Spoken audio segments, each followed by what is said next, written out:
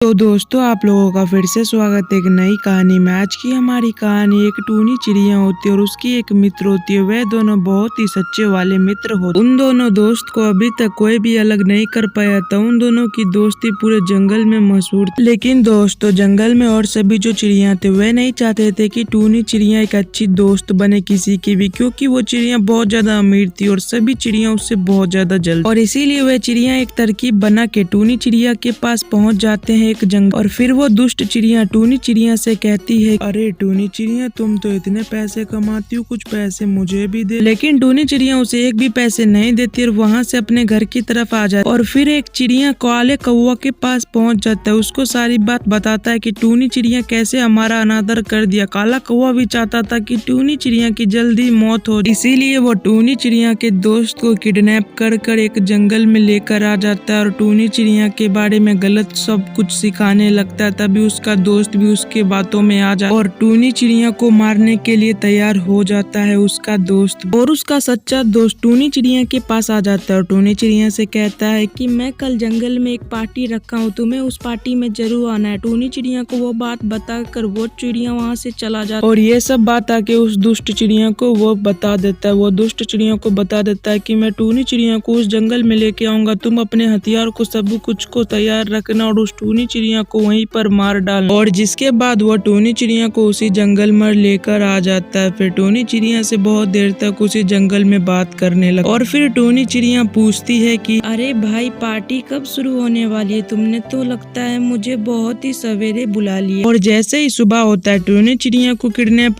कर किसी और जंगल में लेकर आया जाता है। वो उसकी दोस्त के बारे में सब कुछ टूनी चिड़िया को बताया जाता है और उसके बाद हंसते हंसते टूनी चिड़िया को मार दिया जाता है और उसका सारा पैसा उसके पास से लूट लिया जाता। और जिसके बाद वह तीनों चिड़िया काफी अपने जिंदगी में खुश रहते थे और बहुत ही हंसी खुशी अपने जिंदगी को जीने। तो आज की हमारी कहानी यहीं पे खत्म होती है। हमें इस कहानी से यह सीख मिलती है कि हमें कभी भी लालची दोस्त नहीं बनाना चाहिए।